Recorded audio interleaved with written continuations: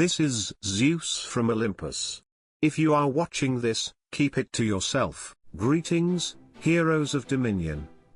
Zeus here with another electrifying video. Today, we're diving into an exciting new update, the introduction of the armor penetration pattern, that you can now use in your war flags. The Wavering Pattern event is live, bringing with it a fresh format, and new opportunities to enhance your guild's strategy. In this video, I'll guide you through how to utilize the armor penetration pattern in your war flags, break down the event structure, and help you get the most out of this powerful new addition. Let's dive in and elevate your hero's power to new heights. The new armor penetration pattern significantly impacts all physical damage dealers in the game, especially heroes in the warrior and marksman roles. While we don't have full details about the pattern just yet, early indications suggest that the percentage increase in armor penetration follows a similar progression to the physical attack pattern.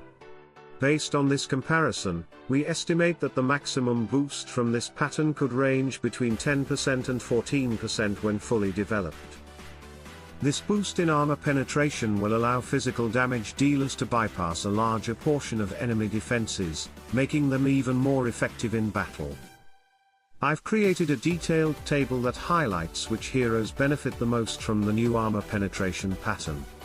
Notably, I've excluded heroes whose artifacts already provide armor penetration because they typically have around 50k armor penetration from their artifacts alone, meaning this additional boost won't significantly impact their overall gameplay. The potential increase from this pattern is estimated to be between 10% and 14%, though this range varies depending on the player's luck. For the sake of this explanation, I will base my calculations on a 10% increase, as not every player will reach the maximum of 14%. For example, some heroes can gain an additional 5k armor penetration with a 10% boost, significantly improving their ability to bypass enemy defenses. To illustrate the effect of this new pattern, let's take Ishmael as an example. Ishmael already has 53k armor penetration, and with the armor penetration pattern providing a 10% increase, he gains an additional 5k armor penetration. This brings his total armor penetration to 58k. Now, let's compare that to the armor stats of various tanks in the game. Cleaver has 52k armor, Ziri has 57k, Aurora has 19k, Galahad has 55k, Luther has 57k, Rufus has 34k, Astaroth has 53k, Corvus has 55k, and Shabba has 49k. This means that with the new armor penetration pattern, Ishmael can achieve higher armor penetration than the armor stat of many tanks, who are typically the primary defensive line of most teams. With 58k armor penetration, Ishmael can easily bypass the armor of these tanks, making him extremely effective in cutting through the defenses of many teams.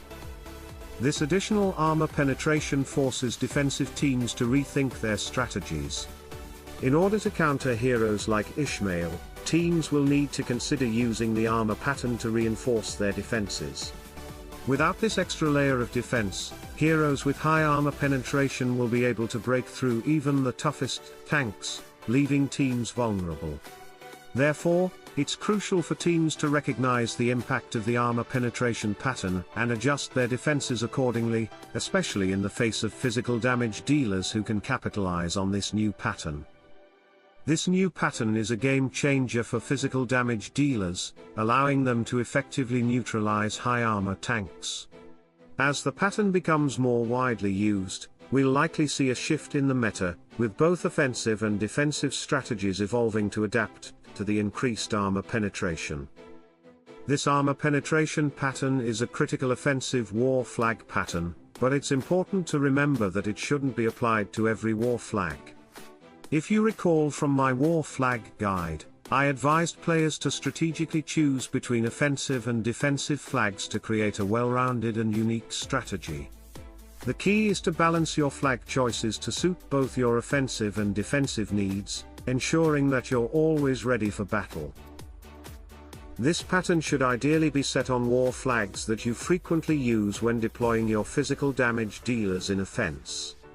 Personally, I plan to use this pattern in my war flag of Swift Warriors, as I've designated that flag specifically for offensive purposes. It's important to target the right flags for patterns like this one to ensure that your heroes can maximize their armor penetration when it matters most, during offensive attacks. By focusing this powerful pattern on your offensive flags, you can dramatically improve your team's effectiveness in taking down enemy defenses, particularly when facing high armor tanks. This approach allows you to fine-tune your strategy and build a stronger, more impactful offensive front. In conclusion, the armor penetration pattern is a powerful addition to your war flags, especially for physical damage dealers who need to break through tough tank defenses. By strategically placing this pattern on offensive flags like the war flag of Swift Warriors, you can significantly boost your hero's effectiveness in battle, and turn the tide against high armor opponents. Remember, this pattern is best used selectively for your offensive strategies to maximize its impact. Now it's your turn. What are your thoughts on this new pattern? How do you plan to use it in your war flags? Let me know in the comments below. And don't forget to subscribe to the channel for more Hero Wars tips, strategies, and updates. Together, we'll keep growing stronger and dominating the battlefield. Salute and friendship, heroes of Dominion. Let's conquer the challenges ahead, and continue to rise to victory.